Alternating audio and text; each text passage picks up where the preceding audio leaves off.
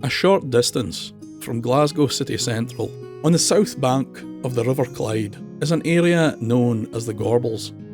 The Gorbals has never been what people would call an affluent neighbourhood. It was built on the site of an old 15th century hospital, which at the time specialised in the treatment of leprosy. The poor lepers could be found in the surrounding area, begging for food or money. This continued up until Glasgow's Industrial Revolution in the mid-19th century. The area was transformed into housing as workers from all over the country poured into the city. By the 1930s, the Gorbals housed over 90,000 people, and all within a space of around 200 acres. As time went on, the cramped living conditions continued to worsen, and by the 1950s, the Gorbals was well known as a desperate slum for poor workers. It was not uncommon for more than 40 people to share a single water tap, and to sleep upwards of 10 to a room. The buildings and streets were stained black with soot. The air was thick and toxic, so thick in fact it was said to block out the light. It was a truly terrible situation for any unfortunate human to exist within. But it did make the perfect hunting ground for a blood-drinking creature of the shadows, the Gorbals Vampire.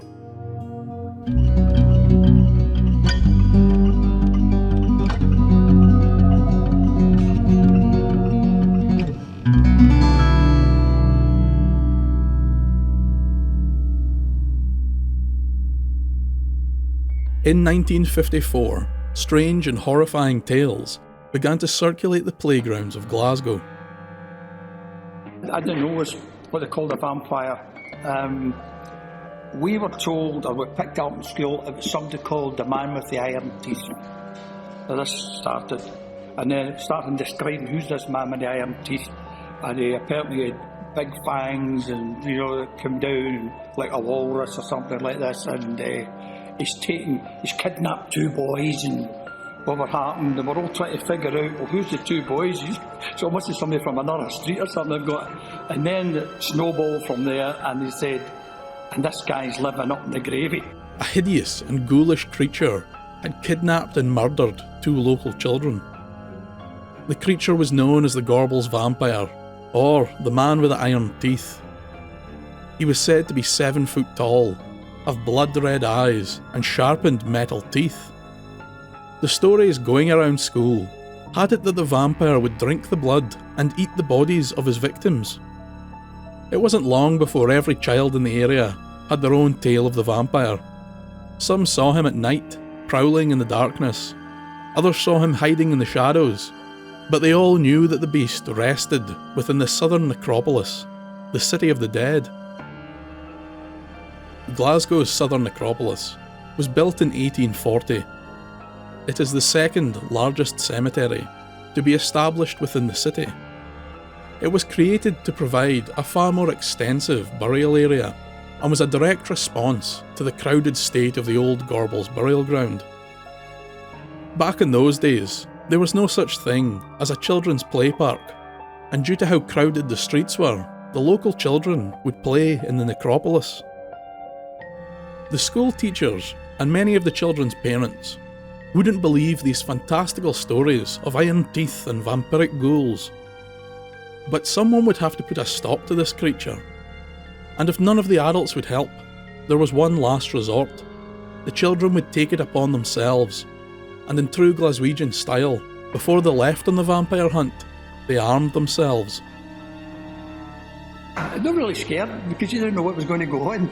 I think we were more frightened by the time we got there and thought, this could be real. Especially when we saw the older ones with weapons and stuff like that. You're going, what's going on here? This could be serious. But anyway, we went in and I wanted a place going up the tree. Because the older boys were up short trees and were looking. He was seen over there and were looking. And I kept seeing shadows. But it was reflections. People up trees and things, and I thought, I think that's him down there. And they're all running with sticks. On the 23rd of September 1954, Police Constable Alex Deeprose was called to a disturbance at the southern necropolis in the Gorbals. When the constable arrived, he could barely believe his eyes. Swarming the cemetery were more than 200 children. Some carried crosses and crucifixes. Others had knives, axes, hammers, sharpened sticks, anything they could lay their hands on. Many even constructed their own weapons. It was just pieces of wood, and they would get a small bean can. Hit it with a hammer or a brick, flatten it down and it looked like a tomahawk. And they were all running about. You got up with one sword. The children were scouring the necropolis, looking behind every gravestone, inspecting every shadow cast by the fires of the steelworks. Some even dared to venture within the grand and elaborate Victorian tombs. Now and then a voice would call out, "There he is," and the mass of children would run to the site to confront another shadow in the darkness. Eventually, returning from his shock at the curious bedlam before him, the constable asked some of the children what was going on. They were quick to tell him of the creature and ask the policemen to aid in their search. Try as he could, Constable Deeprose could not get the children to disperse. More officers then arrived at the outlandish scene and tried to persuade the children to give up on their hunt and go home. The officers were mostly ignored, and they were far outnumbered. It was only when a local headmaster was called for that the children began to leave. It was said that the following day in school, there was a lengthy lecture on the folly of vampire hunting. The headmaster decried the children's belief in such a ridiculous tale. But for the next few nights, children still appeared at the southern necropolis, looking for the man with the iron teeth. So what was the truth behind this strange occurrence in Glasgow? Was there a real vampire or man with iron teeth? A police investigation stated that there were no reports of any missing children in the area at that time, and there were never any names brought forward in relation to the alleged victims of the vampire. A large number of people put the Gorbals Vampire down to a kind of mass hysteria brought on by media, specifically American horror comic books, like Tales from the Crypt and The Vault of Horror. It was thought that the graphic imagery and nightmarish tales from these books caused mass panic in the youth of Glasgow. One comic in particular was pointed to, issue 15 of Dark Mysteries, released in December 1953. In this comic, there was a story titled The Vampire with the Iron Teeth. This tale is commonly credited with being the source of the Gorbals Vampire.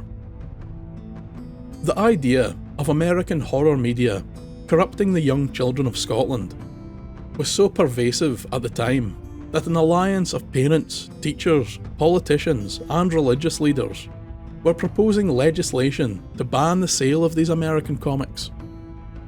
This campaign even reached Parliament and was pushed by then Labour MP for the Gorbals, Alice Cullen. All of the media attention and the efforts of the campaigners resulted in the 1955 Children and Young Persons Harmful Publications Act being passed.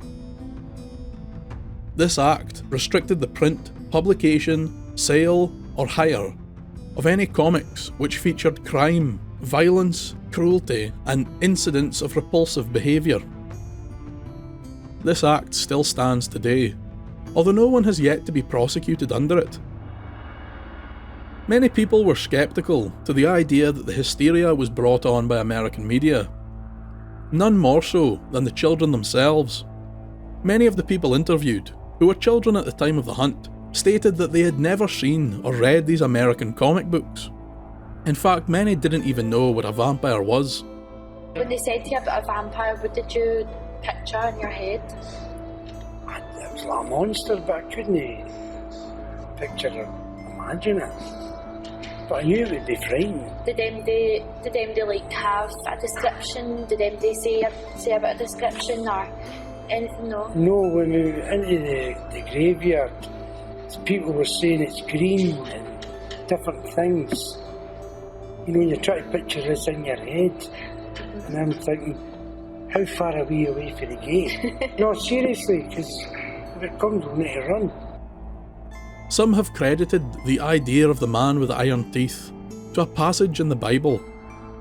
In Daniel 7:7, it states, "After this I saw in the night visions, and behold, a fourth beast, dreadful and terrible, exceedingly strong. It had huge iron teeth. It was devouring, breaking in pieces, and trampling the residue with its feet. It was different from all the beasts that were before it, and it had 10 horns." It is possible that some children read this, or heard it in church or from parents, and their imagination made this iron-toothed beast come to life somewhere within the southern necropolis. There are also many connections to Scottish folklore which shouldn't be overlooked. In one tale from Glasgow, children were warned that if they were badly behaved, a monster known as the Iron Man would come and take them away. Another older tale was that of Jenny with iron teeth, an evil witch who was said to roam the Glasgow Green in the early 1800s. Jenny would take children who refused to go to sleep and devour them with her large, sharp iron teeth. There's a well-known poem about Jenny with iron teeth that was told to children who would not go to bed at an appropriate hour. These two tales are definitely reminiscent of the Gorbals Vampire and had been told for more than 100 years before the incident occurred. It has also been suggested that there may be some connection between the man's iron teeth and the well-known ironworks, Dixon's Blazes, which sits just behind the southern necropolis and would light up the sky with the flames from the blast furnace running 24/7. There was much loud crashing and clanking of metal in the area at all times of the day and night. The toxic fumes and heavy smoke from the ironworks polluted the whole area. Could this understandably frightening sight to the eyes of a child have influenced the creation of the Gorbals Vampire? There is also the perspective that all of these explanations could be correct, and the man with the iron teeth was an amalgam of folklore, history, media, religion, and the state of the Gorbals itself. Of course, there is one final explanation. The children were right. The vampire was real. It had evaded capture and returned to its cold, dark rest, waiting for a time when suspicion of its very existence had disappeared from knowledge. It is then that the man with the iron teeth would rise again and stalk Glasgow, looking for fresh blood. Thank you for listening.